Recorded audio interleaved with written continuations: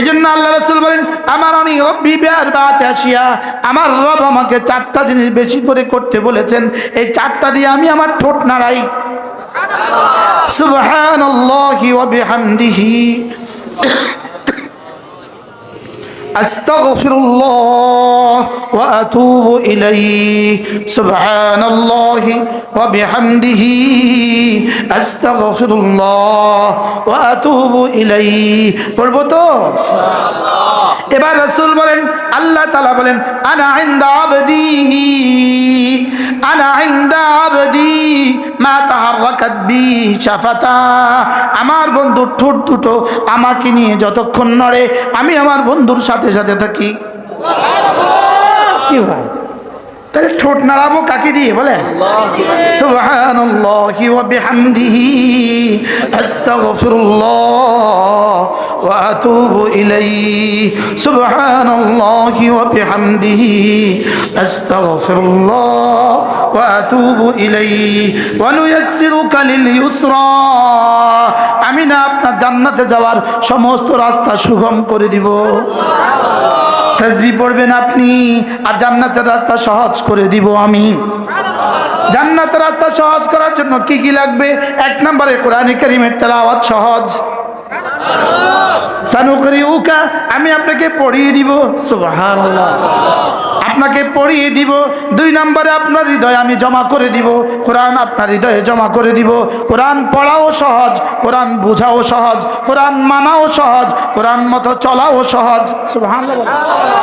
ওয়ানুয়াসসিরুকা লিল ইউসরা, আমি পুরোটাই জিন্দেগি আপনার জন্য সহজ করে দিব। এজন্য ইসলামে এমন কোনো বিধান নাই যেটা কঠিন।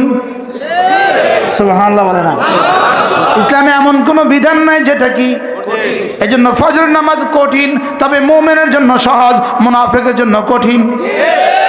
কি ফজর নামাজ কার জন্য সহজ বলেন? কার জন্য? আর মুনাফিকের জন্য কি?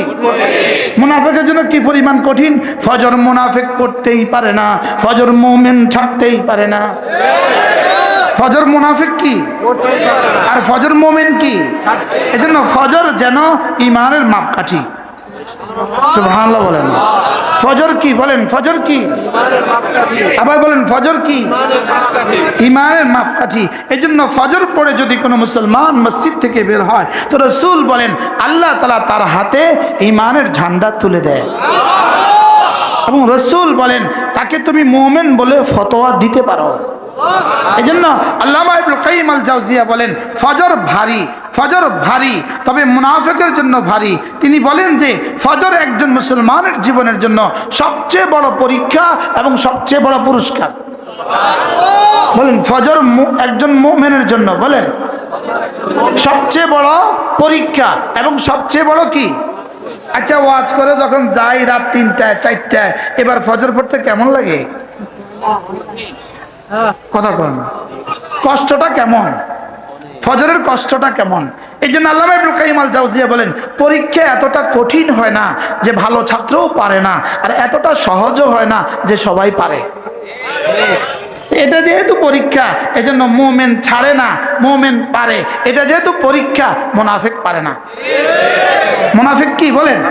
পারে না। আচ্ছা, পৃথিবীর সমস্ত ইহুদি, সমস্ত নাসারা, সমস্ত হিন্দু, সমস্ত বেঈমান, সমস্ত কাফের রোজা রাখতে পারে পারে পারে যদি বড়রাতে খাইলো না আর ইফতারের পরে খাইলো, রোজা হয়ে গেল। যদি আরাফা নিয়ে দিয়ে দেওয়া হয়, আরাফাও সম্ভব। বাইতুল্লাহ ঘুরতে দেওয়া হয়, এটাও সম্ভব। মাল দিতে দেওয়া হয়, এটাও সম্ভব। লেকিন কোন ইহুদির পক্ষে, কোন নাসারার পক্ষে, কোন হিন্দুর পক্ষে 2 রাকাত নামাজ সম্ভব না। কি বাস্তব না বাস্তব বলেন? এই জন্য ইন্নাহা লাকাবীরাতুন ইল্লা আলাল খাশিঈন। সুবহানাল্লাহ। নামাজ বড় কঠিন, নামাজ বড় কঠিন, তবে যারা না আমাকে ভয় করে তাদের জন্য পানি ভাত। তাদের জন্য কি? এজন্য ফজর, আলহামদুলিল্লাহ, যারা আল্লাহকে ভয় করে এদের ফজর ছুটে না। এদের ফজর কি? এজন্য